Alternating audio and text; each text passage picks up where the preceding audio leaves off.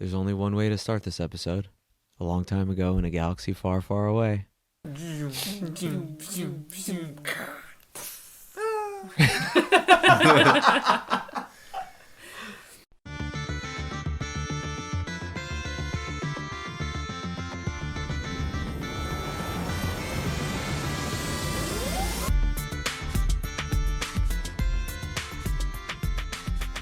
Hi everyone, welcome to episode 12 of My Nerdy Year, the big finale.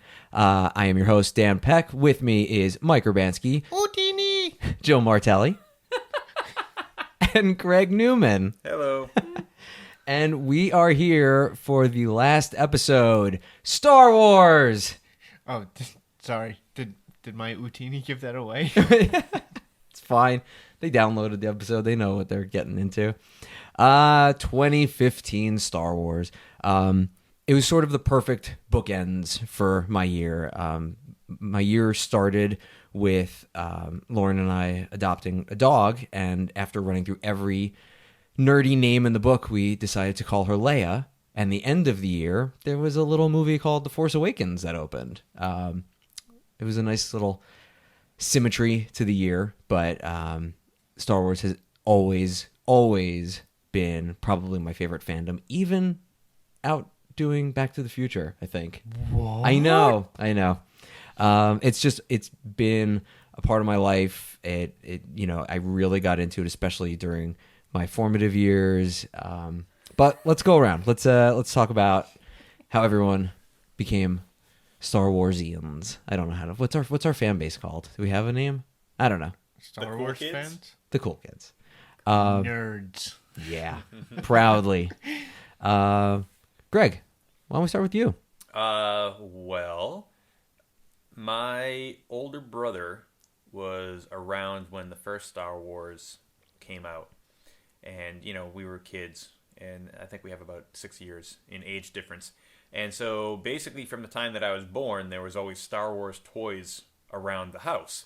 And he was a big fan of it, still is a big fan of it. And it's one of those things that for me, I feel like it's just kind of always been there. Mm-hmm.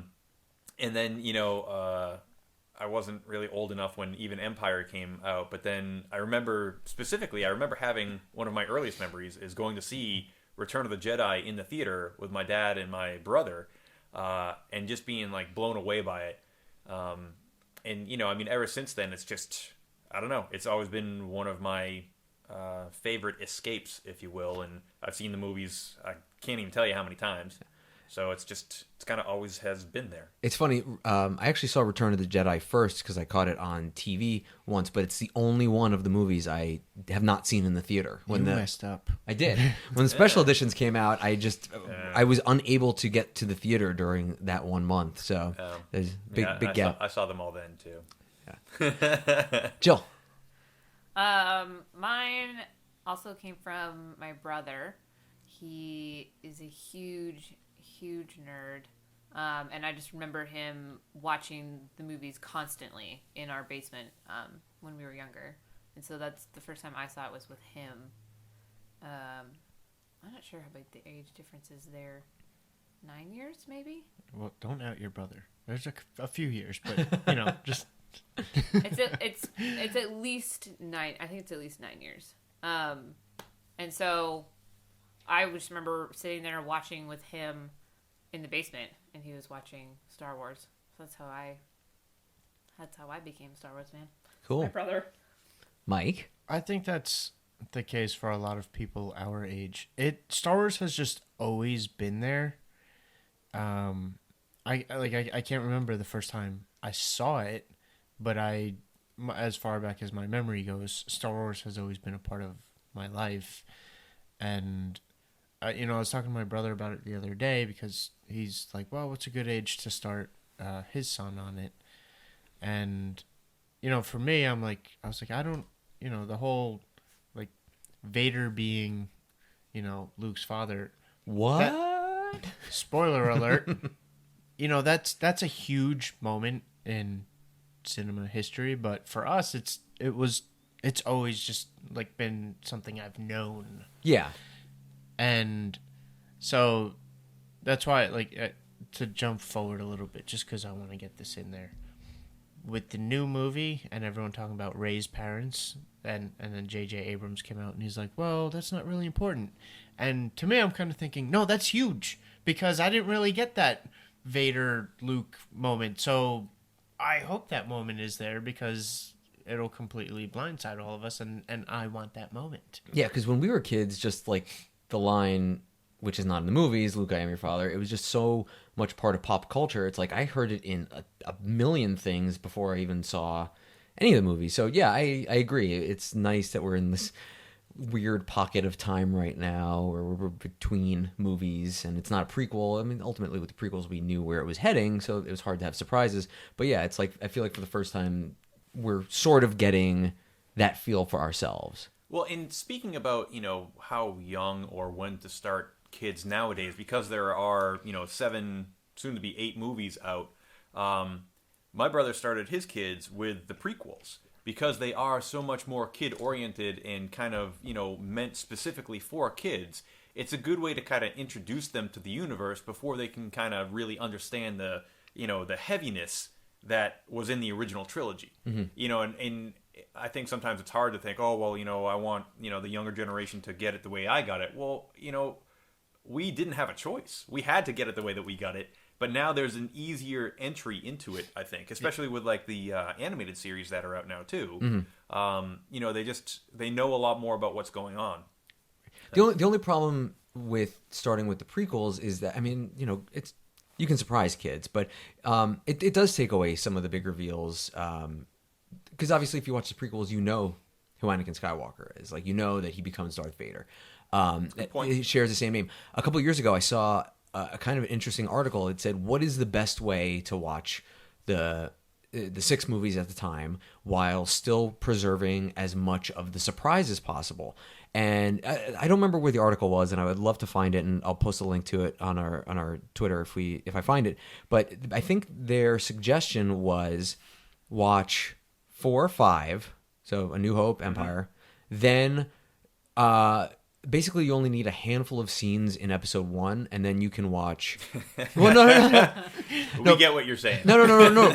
But they were like, for like a streamlined version of it, it's like watch a handful of scenes in episode 1, then episode 2, and then I don't remember if it was watch 3 and Jedi or Jedi and then 3, but basically in doing that you preserve all of the big reveals, and making it friendly to someone who hasn't seen any of it. Well, right, but I mean that's just it though, is that we're not talking about an adult or even a teenager starting it from it that way. We're talking about like how young can a kid get into it. You know what I mean? And I think that to start them off right off the bat with 4 and 5 can be maybe lead to a lot of questions about things. You know what I mean? Yeah. That you might not be prepared to tell a 3-year-old or a 4-year-old or something like that. Well, I don't know. That's all I'm saying. No, in that specific situation. I agree. I must have been I want to say about 8 the first time I saw it. So last year. Yeah. Thank you. Zing. Yeah. But I don't think I saw the original and Empire until I was maybe 9 or 10. So obviously nothing, there weren't many surprises left for it, but I was old enough to understand what was going on and follow it. And yeah, there was like a lot of stuff that I kind of missed. That's kind of one of the beauties of the first movie. It's like they don't take the time to explain everything to you. I mean, they explain what the Force is, but they don't explain the backstory, except that the Empire came into power and that they're the bad guys. It's like that's kind of all you need. But there were like little elements that I didn't fully get until I watched it 12,000 times, because that's what I did as a kid. But yeah, it is interesting, because it's like I wonder, it's probably a balancing act between how young, because you want to get the kids to start watching it so you can make a fan. But you don't want them to be too young that they're not fully appreciating it. Now, it's funny that all of you guys basically had stories of your older siblings introducing it to you. I'm the oldest of 2, and I failed. My sister did not watch the Star Wars movies. I tried to get her to watch them when we were younger, but she didn't watch them in earnest until about a year ago. And that's because her husband is a huge fan, and they were going overseas, and she needed movies to watch, so she watched them finally. So I'm jealous of that. You guys on a plane? Oh, on an iPad. That is not the first way to watch it. It was the new digital versions on the iPad. I don't know. Boo. Fine. I'm sorry. You should have watched it on the big screen, Marissa. I'm sorry. Okay. Well, Good for Ryan, though. I'm proud of him. me too. Good brother-in-law. What a letdown. What an epic letdown. So we started talking about the movies a little bit. All of us were old enough that we remember episode 1 premiering, and how excited we were before it came out because More Star Wars! more Star Wars. Exactly. That was it. Yeah. It was like, for years, it was just give us more of anything. It was like, as a kid, I was reading like a lot of the books. I was playing the trading card game. It was just basically like any more Star Wars I could get in my life, the better. And like that was the first time I think I turned into essentially a rabid fan, where it was like I need to devour everything about this universe. So when episode 1 came out, like it was earth shaking in my own personal universe. I was so mad that my mom would not let me go to a midnight screening because I was in high school and I had to go to school the next day. I'm like, well, I can take the next day off, and she just was not cool with that. But before it came out, what was that like for you guys too? Because we're all roughly the same age group. We were all cognizant of what was going on. Just the comprehension of a new set of movies was really exciting. I mean, I remember the anticipation of all 3. And I was just like, this is going to be phenomenal. And, I think it's the problem with the world today is now there's so much hype, and will the movies live up to that? That episode 1 was one of the first times ever where I think I let the hype really consume me, and after the fact, I kind of like was a little better about managing expectations. And look, let's be honest, I loved episode 1 the first time it came out. That's the thing is, I think the hype, for everybody, everyone loved episode 1 when it first came out, and now people just don't really want to admit to that. There's still great moments in that movie. I worked in the movie theater the summer that came out, so I saw that movie 1,000 times, and like as every opportunity I could, I tried to like pop into a theater during like the final lightsaber battles or even the pod racing. Like it was definitely spectacle, and it was definitely stuff to enjoy. But it's funny that you mentioned the excitement for all of the trilogy movies, prequel trilogy movies, because Mike and I have an amazing story about the night episode 2 premiered. There were 2 movie theaters by us back in New Jersey, one on each town on either side of us. And we went to the big movie theater hoping that we'd get last minute midnight showing tickets, and they said that they just didn't have any, but the other movie theater might. So we drove all the way across town to the second movie theater. Which is only like 5 minutes. Yeah. Small town. Big town. So we go there, and it's basically, they have a line set up, and it's going to be a cattle call. Like at 11 o'clock, the tickets are going to go on sale for the midnight show, and it was first come, first serve. So as we're waiting in line, and we're just, being goofy fans and stuff like that, there was a young man who was very enthusiastic. He was dressed up, and he was not the best example of a nerd because I'm going to let Mike tell this part. Well, that's the thing. Look, I always say you can be excited, you can dress up, you can do whatever you want, fine. But the moment you're a jerk, we have a problem. Yeah. And this kid was just, like, you're waiting in line for what, like an hour? And he just pissed everyone off. Mm-hmm. And then there was, as it was late at night, all the other theaters are letting out, and I've kind of had enough of this kid. And then he starts taunting people leaving. Not taunting, but taunting. Yeah. Just being completely obnoxious to strangers. Yeah. And, I don't know. I don't want to put an age. I have no idea who the woman is, but she was probably like 40. And he's like mocking this lady simply because she's walking to her car. Mm-hmm. And he's like, "Oh, what did you see? Unfaithful?" And there's sometimes I have a couple of gems, and I was like, yeah, at least she didn't dress up for it. To which the crowd basically reacted like we were in 8 Mile. It was like, ah! And it doesn't even sound like that great of a comeback or a diss or whatever that you would call it, but he was so humiliated, and it was just one of those moments I'm like, Yes. Well, Shut up. I have to ask, what was he dressed up as? He was a Jedi. Oh, okay. You'd think that they would exhibit a little more self-control. So it's Yes. one of those you had to be there to fully appreciate it, but that was just it was a great moment in my life. I'm like, shut up. So we're going to shift focus a little bit. We're still going to talk Star Wars, but rather than the movies, let's talk a little bit about video games. Now, Greg's eyes just lit up. So Did they did. They Yeah. did. So last year, the new Star Wars Battlefront came out, and as soon as that was announced for coming out, I've never seen Greg so excited for a video game, because you and I had played the original two. Oh, yeah. Battlefront 2 for PS2 is what I had. Is one of the most epic first-person shooter games I've ever played. Like, I can't even tell you how many hours I wasted playing that game. Like, I maxed out on every single possible thing. It was just amazing. And so, yes, I was extremely excited when I saw the first teaser trailer of the new Battlefront that was coming out. And, there was a long history of, the LucasArts video games and being licensed out. And there was talk of an additional Battlefront game being done a long time ago. Mm-hmm. And then when Disney purchased Lucasfilm, a lot of things kind of got scrapped or pushed to the wayside. Which is unfortunate, because some of those projects they looked amazing. Looked cool. But when I heard about this one, I was so excited. Now, to be fair, I also hadn't purchased a video game system since the PS2 many, many years ago. But, I told my wife that, listen, when this game comes out, I'm going to buy a PS4, and I'm going to buy this game, and I will play it. Now, I might only get to play it for 10 minutes, ever, but I'm going to do it. And so, yes, I was very, very excited. And he was also furious at me because I got a chance to play it in May at E3. Oh, I don't know that I was furious as much as I would say jealous. Okay. Yes. But excited for you. Thank you. Furiously jealous. There you go.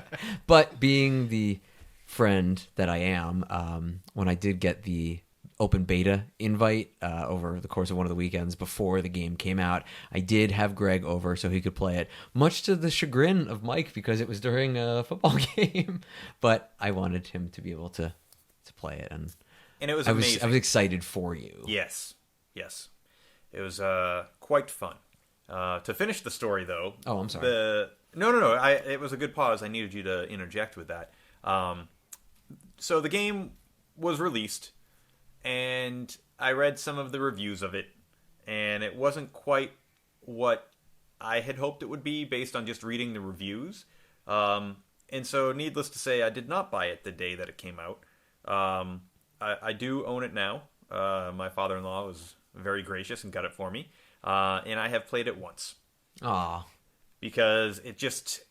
I was hoping that based on what the last game was, the Battlefront 2, that it would simply basically be that, but expanded even further and better graphics and everything. And it's like they went in a completely different direction with it. And it's still fun to play. The graphics are amazing. It's really cool to kind of, be able to play a part in that world, in a gaming world. But it's just not the same, and it's not as addictive. I guess probably for the betterment of my marriage. As much as that Battlefront 2 was. The consoles upgraded, but the game itself was a bit of a downgrade.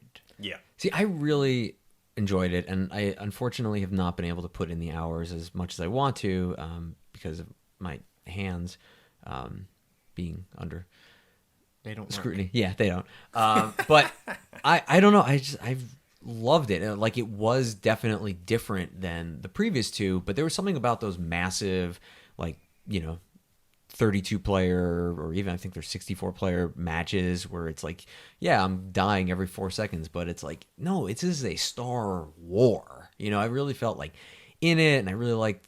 I wish that there was more integration between the ship combat and the ground combat, but I really enjoyed the ship combat. I don't know. See, that's what I like so much about Battlefront 2 is that, basically you had to, in a sense, conquer the galaxy, and you would play either in the prequels or in the original trilogy as either the, Trade Federation or the Republic, or you would be the Empire versus the Rebels. And you'd literally, have armadas of spaceships that would travel around, and you'd have to fight the spaceship above the planet, and you had epic space battles where you could actually fly into like a Star Destroyer, jump out of your X-Wing and go sabotage the thing from the inside, jump back in another, steal a TIE fighter if you wanted to, and fly back out and start doing combat again. And then, after you, won that, you could then go down to the world where you would still have that epic, 50-on-50 battle that was going on. And it was just, you really get that sense that you were playing it as a whole. Whereas this one, because it's, A, you have to purchase the online portion of it to play. There's no good single player. And B, you just don't have that same kind of, galactic feel almost. Right. It's not as big. It's not a universe like the other one was. Yeah, I have a feeling the inevitable sequel will probably address that for fans, because that was everyone's first reaction. They're like, "What do you mean I can't?"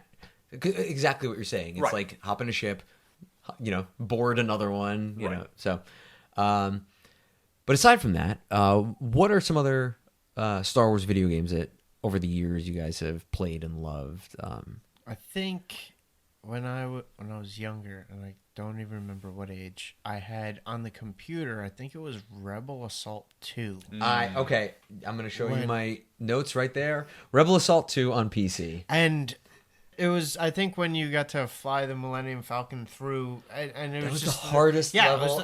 It was the greatest part of the game, but the hardest part of the game. I mean, what you're flying a Millennium Falcon, that's going to be the greatest part of anything. That I would say that was probably my favorite Star Wars game, and I do enjoy the fact that Jill and I went out to buy a PlayStation, and we went to 5 different stores before we finally settled on the one that has Darth Vader on it.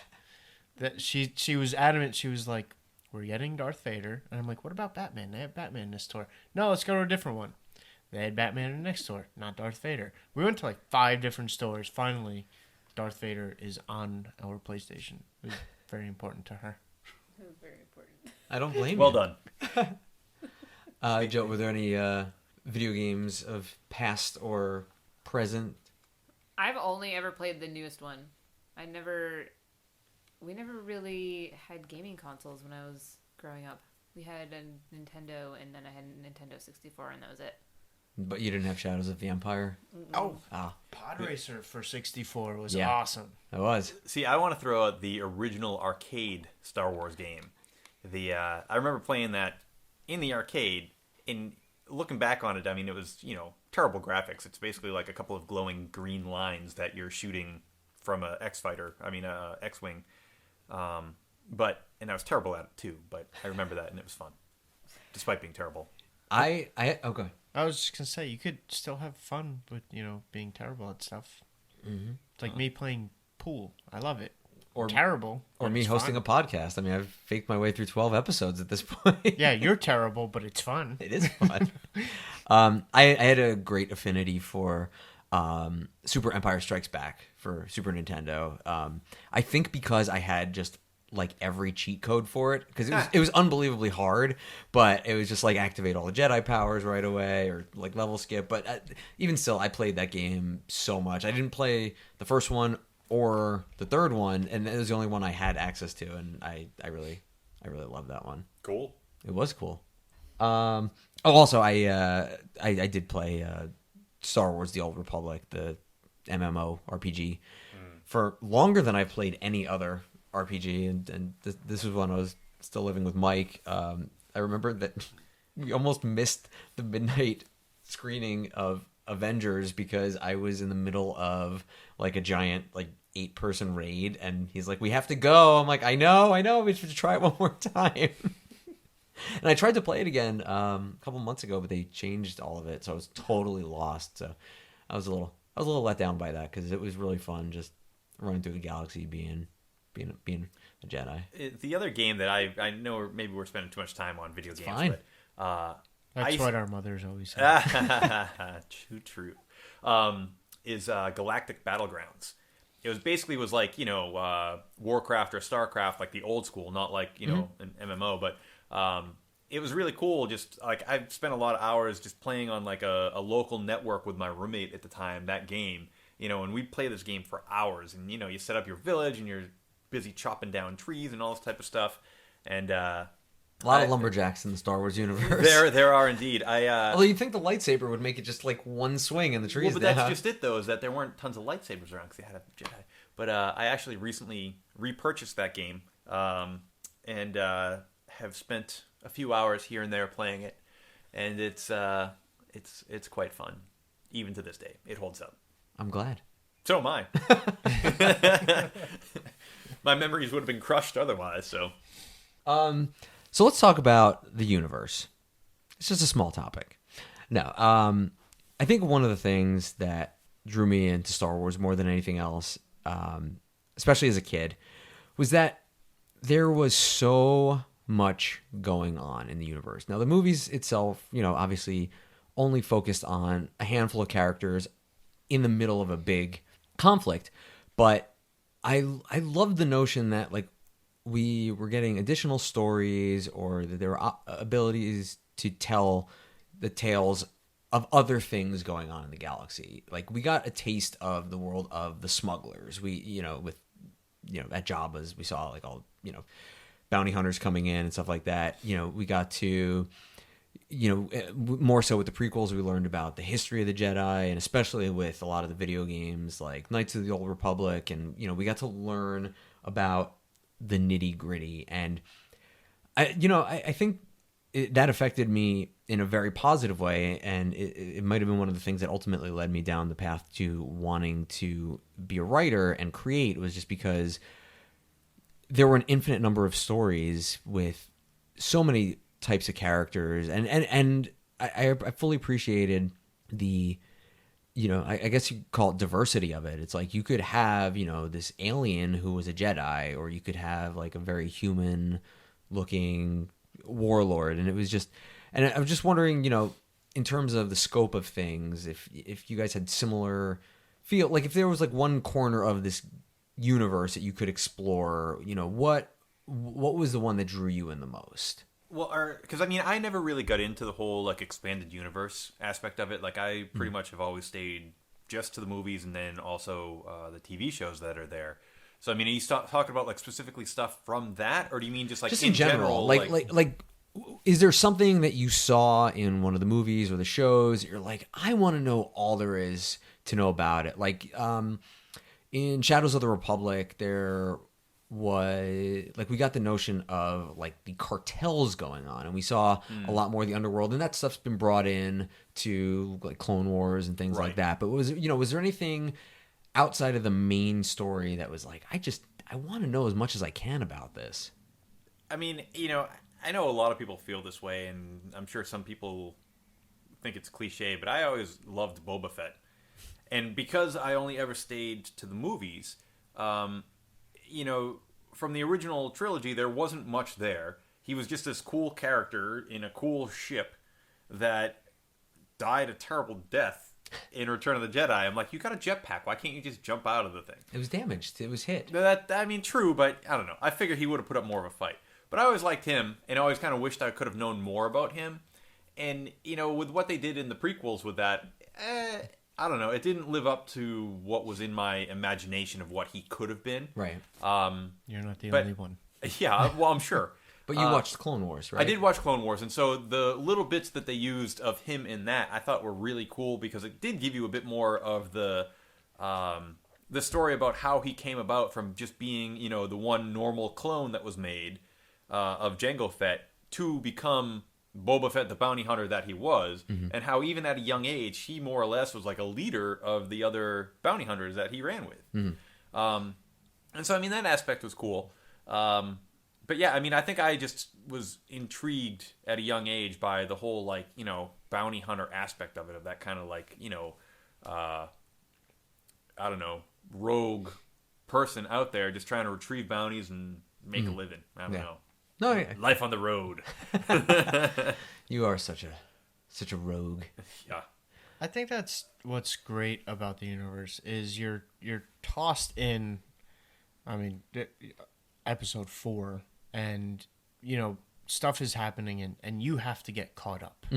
You have all this stuff going on, and you meet these characters in the middle of their lives. It's not an origin story, and that's what makes it a lot of fun. And then, you get the prequels and that's more of an origin story. And so that was kind of interesting to see. And now, when it seems like we're going to get a new Star Wars movie every year for the rest of our lives, it's hard to complain about that. I mean, right? It's. I think it was a great way to start with the original trilogy, and now you'll get like a younger Han Solo, which part of me thinks I don't think we need that. But I agree too. But let's face it, we're all going to go see it. I agree. Whether or not we're disappointed, it's. I mean, Star Wars is just printing money at this point. Yeah, well, good. It's, do we need that story? Now, it could be singing a different tune once the movie comes out, but it's like, in my mind, we've got little touches of what his backstory is. It's like, he knows about Imperial procedure, that, like dumping the garbage before jumping to hyperspace. It's like, okay, either he was trained by the Empire and defected, or he just studied well enough. It's like, that little nugget of information, there's something about the mystery of it that is what's appealing. It's like, I think that was one of the issues that people had most of all with the prequels, where we learned that there's what the Force is. It's like, I mean, essentially it's not, I think people get this wrong. People seem to think that the midi-chlorians are the Force, and it's not. It's like, it's supposedly like that's how you measure your Force sensitivity, like in your body. Like, it's not like these things are the Force.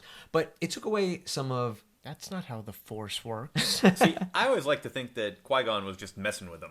He was talking about that. Like, that's not really how it is. Just messing with you. But then he died too soon to tell him that it was all a joke. Anyways. It was a joke! But you know what I mean, though? It's like the Force is a mysterious... Force? Yeah, I was trying to think of a better word to use. But, it's sort of like... When I was a kid, of all the places to talk about this, we were talking about a camp, and it was like, how do you describe what love is? And people were talking about, it's just a feeling. It's just, it's how you connect with someone. And someone pointed out that that's sort of what the Force is. And I was like, that was a great metaphor. It's like, it's not tangible. It shouldn't be something that can be explained in a science-y kind of way. And, going back to the Han Solo origin, it's like, it's kind of fun having it be a mystery because you can kind of piece together in your head what it is. Now, granted, we're gonna get the movie. There's no denying it. Right. So, like we were saying earlier about, we're living in the era of the mystery of who Rey's parents are. We're still, and we have been ever since the very first movie. We've been living in the period of time where Han's backstory is a mystery. Like, they didn't include him in the prequel trilogy. There was talk that they were going to. But yeah, it's sort of taking away. Well, see, my feeling on it, though, is Harrison Ford is Han Solo. And I don't think that you can really... I can't think of the name of the actor that was just cast as young Han Solo, but as good as he is, he won't be Harrison Ford. Right. And that's my whole thing, is that he embodied that character so much that I don't know that you can really have that character without him being that character. Now, granted, Lucasfilm and Disney want to tell the story because they want to, cash some checks, and it's something that people might like. It's a well-known character, whatever. But I just don't know that it won't possibly damage, as you say, the mystery of Han Solo and how he became the scoundrel that he was. You know what I mean? Like, there is something to be said about mysteries being unsolved. Well, even like with Rey's parents, whatever that story is, I don't need a movie to tell me what that is. I just need some character to be like, I am your father. And they're going to say it just like that. And I'll be like, great, cool. Didn't see that coming. Most likely. So, Jill, which corner of the universe do you want to know more about? I have no idea. I don't really care to know more about any corner of the universe. I like the movies as standalone pieces. Mm-hmm. I don't feel like I need to know where everybody came from because there's so much there that you'd have to give me a movie on everything that is there. Mm-hmm. Like, I don't need to know I don't need the origin story of Han Solo. I don't not care where he came from, but I don't care where he came from. Like, he is the character. No, that's a great way to articulate it. He's like, he is the character that he is in the movies. And it's the same thing as, okay, well, you also have like, are you like then going to do not necessarily an origin story for Princess Leia? Because you know where she originated from, but you don't know what events, like how events in her life took place to get her to where she was then. But then are you going to do an origin story on like Jabba the Hutt? Who cares where Jabba came from? Like, I'd watch that one. But there isn't like one area, like if you know, not even to learn more about, but it's like, you know, are you drawn more to the Jedi? Are you drawn more to the Rebels? Are you drawn more to the Empire? You know, is there one, you know, faction or grouping that you identify with most or am most curious about? I mean, I guess as dumb as it probably sounds, I'm most curious about like the life of the Wookiees. Like where, you know, if you're going to give any origin story, I think it'd be interesting to see, which I guess they'll say in the Han Solo movie, how he and Chewie met up. Probably. But I think that they're probably the most interesting grouping there because you don't know anything about them. You only know Chewbacca, and that's it. Yoda said goodbye to another one. Well, Tarful. yeah. But I would say if I had to choose something, then I'm pretty interested in what the Wookiees do in daily life. A day in the life. Would you want subtitles or just immersion? Just figure it out No, yourself. just figure it out yourself. Hand signals, and that's it. Really? Well, I want to backtrack for a second because I didn't get to have an input on I'm sorry. your second. I think it was like your second question. I'm sorry. I went into the first movie with super low expectations. Really? I was not excited when it first came out. I had no excitement over going to see the movie. Because the first, you know, the 4, 5, and 6 are just so, that's what it was for me. Mm-hmm. And I didn't necessarily need prequels. I thought that everything was kind of there, and I liked them as a standalone section of, I guess, the movies. But when I went in to see the very first one, I walked out because I had such low expectations. I walked out and I actually didn't dislike it as much as I thought I would. Well, that's the luxury of having no hype. Yeah. Exactly. But I'm just saying I had the exact opposite reaction to you guys, which is for you guys, it was so hyped up for you, and it was just such a big thing. For me, it was the exact opposite. I didn't necessarily think that we needed prequels at all. So it didn't bother you at all that it said episode 4? No. You didn't wonder about the first 3? I mean, when I was younger... It didn't say that at first. They added that for the home video release. Oh, they did? Yeah. Oh. Yeah. Well, Life begins at 4. Right? Did they add that or did they add A New Hope? Yes. Okay. Well, don't fact check me, but I feel like I don't know if they initially One of called it them episode 4. was added. Right. I don't know. I was always under the impression that there was always a complete story there, but they could never have made it into one movie. Mm-hmm. So I always thought that... I didn't realize that they had written the prequels long after they had written the first set. Well, I always thought that the whole story was there the entire time. I think because they initially did the first one and they weren't sure how, and when I say the first one, I mean 4, they weren't sure how that was going to do, and then when that became a hit, you know, you Put get... it mildly. Yeah. That's when you get the sequels, and that's when you start tinkering with episode numbers. Because I think there were also like huge moments that they just kind of came up with on set as well that George Lucas didn't write, or whichever one of the writers was part of the sequel. Now, what was your hype level for Force Awakens, though? The same that it was for episode 1. Really? Really? That low? Yeah. She just had to deal with me. I would say the reason that I went and saw it in theaters is because of Mike. Because Mike wanted to see it in theaters. Good work, Mike. Thank you. When I walked out of it, I hated it. I hated every moment of it. Really? But then when I watched it again at home, I actually liked it a lot better than I did when I saw it in theaters. But that's what, for me, it's always been 4, 5, and 6. That's always been the core. Mm-hmm. It's always been that core for me. And everything else is just kind of on the outside of it. Like, I've never felt like I've needed to watch the animated series or anything else outside of 4, 5, and 6. I do recommend Clone Wars. It starts off a little rocky, but it becomes this unbelievable... It's amazing. Tale, yeah. And you find yourself caring about characters you never in a million years thought you would. Yeah, and the guy that like voices Anakin is so good, so good. Yeah. You know, and what I thought was really cool talking about Clone Wars is that like some of the characters or creatures or whatever you want to call them that you would see in the movies get kind of fleshed out a little bit in the Clone Wars, where you see what their personality was, you see where they came from, you see their homeworld, you see all this extra stuff that, you know, otherwise you wouldn't have gotten. And there are some real, I mean, for an animated TV show, there were a lot of like cinematic episodes that were just like, they just looked really pretty. I almost wish that I could have seen it on a big screen. They were that good. Yeah. There's one sequence that comes to mind that was in the middle of season 1 where, it was basically like a ship coming into atmosphere and it was like catching on fire. It was just, I watched that scene so many times. It actually reminded me of... but you don't remember it. It was a long time ago.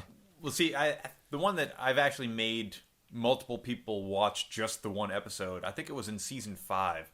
And it involved like Obi-Wan and the Death Watch and, you know, a rescue. I don't want to give too much away, but I mean, that for me, like I could watch that one episode over and over and over again. Like it just had so many cool elements jam-packed into this 22-minute episode. It was awesome. Mm-hmm. Was it considered canon? It is. Of when they wiped the expanded universe when Disney bought it, they kept Clone Wars as canon, which is great because it did so much to bolster the prequel trilogy in my eyes that if they had kind of wiped it away, I would have been like, oh, but I really got to love a lot of these characters. And yeah. Well, in kind of a neat story about that is that each one of those seasons were shot all at once, where Cartoon Network was not able to give any notes as to what was going on. Each one of those seasons was George Lucas entirely. You know, and I think that was really a platform where he could you know, more easily kind of bring to life a lot of the effects that he, you know, was groundbreaking in what he did.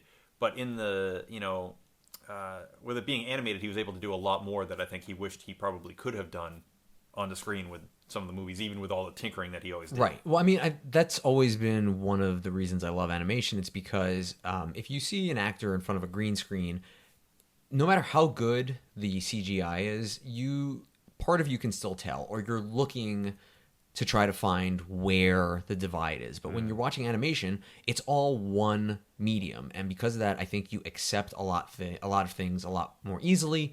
But additionally, you can start doing these great things with the camera itself because you're not confined to a physical camera. And the first movie that I saw that really took advantage of that was Final Fantasy VII Advent Children, where there's just an amazing action sequence early on where I was very aware that this...